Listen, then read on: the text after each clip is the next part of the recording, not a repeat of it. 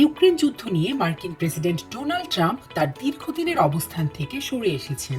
মঙ্গলবার ইউক্রেনের president Volodymyr জেলেনস্কির সঙ্গে বৈঠকের পর তিনি সামাজিক যোগাযোগ মাধ্যমে এক পোস্টে বলেন যে ইউরোপের সমর্থনে ইউক্রেন তাদের মূল সীমানা পুনরুদ্ধার করে যুদ্ধ জয় করতে পারে। এই আকস্মিক পরিবর্তন কূটনৈতিক অঙ্গনে ব্যাপক আলোড়ন সৃষ্টি করেছে। মাত্র 5 সপ্তাহ আগে আলাস্কায় রুশ প্রেসিডেন্ট ভ্লাদিমির পুতিনের সঙ্গে 3 ঘন্টার বৈঠকের পর ট্রাম্প জোর দিয়ে বলেছিলেন জেলেনস্কিকে বাস্তবতা মেনে নিতে হবে এবং শান্তির জন্য রাশিয়ার কাছে ভূখণ্ড ছেড়ে দিতে হবে।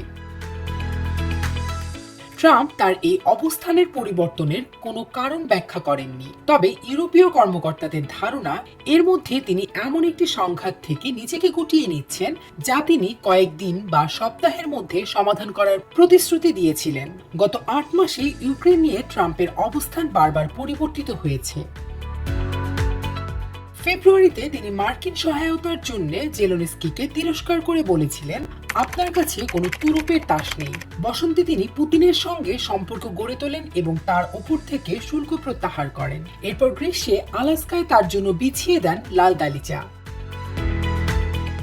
এবার ট্রাম্প যেন নতুন করে ইউক্রেনের পক্ষ নিচ্ছেন, যদিও কিছুটা দূরত্ব বজায় রেখে। তিনি তার পোস্টটি শেষ করেছেন এই বলে, আমি উভয় দেশের মঙ্গল কামনা করি।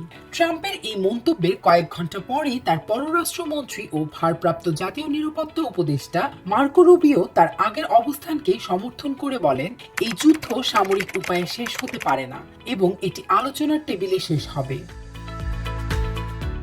আলাস্কার বৈঠকে ট্রাম্পও এমনটিই বলেছিলেন।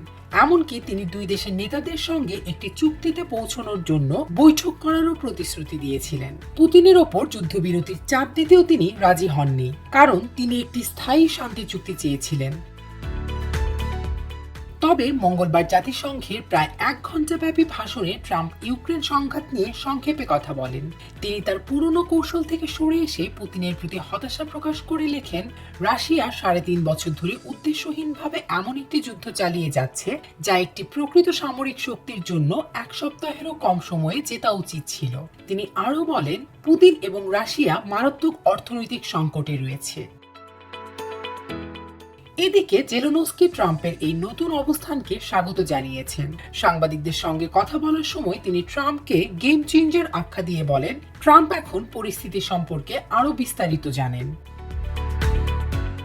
তবে ট্রাম্পের এই পরিবর্তন কতটা কার্যকর হবে তা এখনই বলা কঠিন, কারণ তিনি ইউক্রেনের জন্য শত শত বিলিয়ন ডলারের সামরিক সহায়তা পুনর্বহালের প্রতিশ্রুতি দেননি। তিনি শুধু বলেছেন, আমরা ন্যাটোকে অস্ত্র সরবরাহ চালিয়ে যাব, যেন তাদের ইচ্ছে মতো তা ব্যবহার করতে পারে।